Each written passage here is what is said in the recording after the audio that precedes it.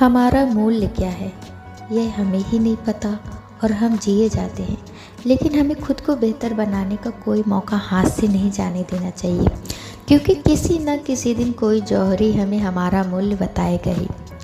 एक छोटी सी कथा से शुरुआत करते हैं। एक आदमी महात्मा बुद्ध के पास पहुंचा। उसने पूछा, प्रभु मुझे यह जीवन क्यों प्राप्त हुआ है?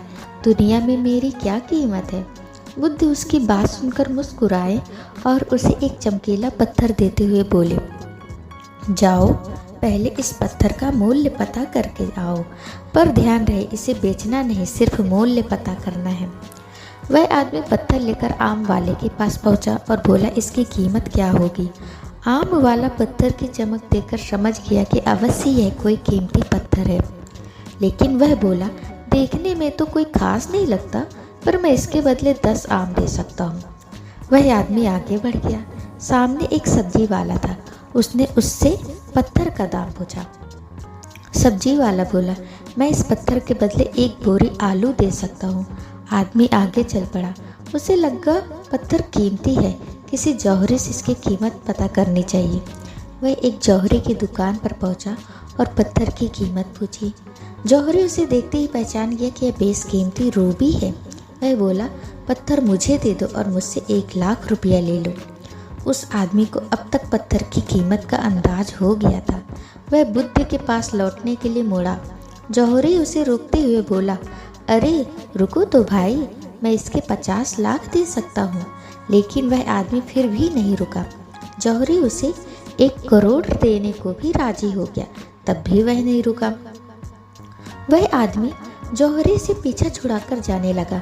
जौहरी ने पीछे से आवाज़ लगाई, ये बेशकीमती पत्थर है, अनमोल है, तुम जितने पैसे कहोगे उतने दे दूंगा।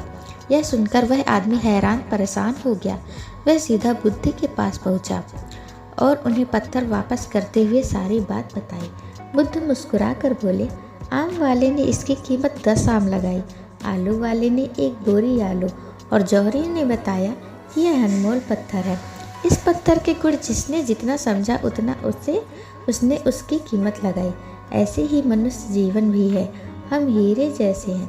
दुनिया में जो पहचानते हैं वे जीवन को महत्व देते हैं, और जो नहीं पहचानते वे जीवन को औने पौने दाम बेचते रहते हैं। तुम अपने को तराश कर चमक बिखेरो और तब तुम्हें अपनी कीमत बताने वाले मिल जाएंगे। इस कहानी में हम सभी के लिए एक सीख है। अक्सर हम शिकायत करते हैं कि हमारे काम को कोई देख ही नहीं रहा है और हमारा ठीक मूल्यांकन नहीं हो रहा है। इसमें हीरे की तरह तुम्हारा दोष नहीं है, बल्कि तुम्हें आंकने वाले का दोष है कि वह तुम्हें पहचान नहीं पा रहा है। तुम अपना मूल्य कम ना आंको, तुम खुद को पहचानो और आगे बढ़ो। अपना काम बेहतर तरीके से करते रहो, किसी न किसी दिन उसकी पहचान जरूर होगी। हमें अगर हीरे की तरह चमकना है तो खुद को लगातार तराशना होगा, अपनी खोट दूर करना होगी, खुद का परिष्कार करना होगा। हम दूसरों के दुखों में उनके साथ खड़े हो सके, उनके सुखों के लिए अपनी तरफ से कुछ कर सके, तो हम ज़्यादा बेहतर इंसान बन सकेंगे।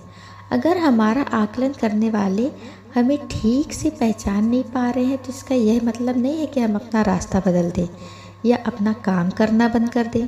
कुछ लोगों की यह शिकायत भी रहती है कि भलाई के बदले उन्हें बुराई ही मिलती है, लेकिन इसका मतलब यह तो नहीं है कि उन्हें भलाई करना बंद कर देना चाहिए। दूसरों का भला हम सोचकर नहीं करते, बल्कि भला करने की सोच हमारे भीतर होती है। वह विचार हमारी परवरिश से आता है और हम अनजाने ही लोगों की भलाई में लग जाते हैं। यह कितना अच्छा गुण है। इसे लेकर शर्मिंदा होने के बजाय हमें खुद पर गर्व करना चाहिए। हमें तो कम से कम यह जानना ही चाहिए कि कौन से गुण हमारी पहचान है और उन गुणों को सींचना चाहिए। हमें अपना काम करते रहना चाहिए, क्योंकि किसी न किसी दिन जौहरी हमारी परख जरूर करेगा। अगर हमने अपना काम करना बंद कर दिया तो शायद हमारा विकास भी रुक जाएगा और हमारी चमक भी निष्प्रभावी हो जाएगी।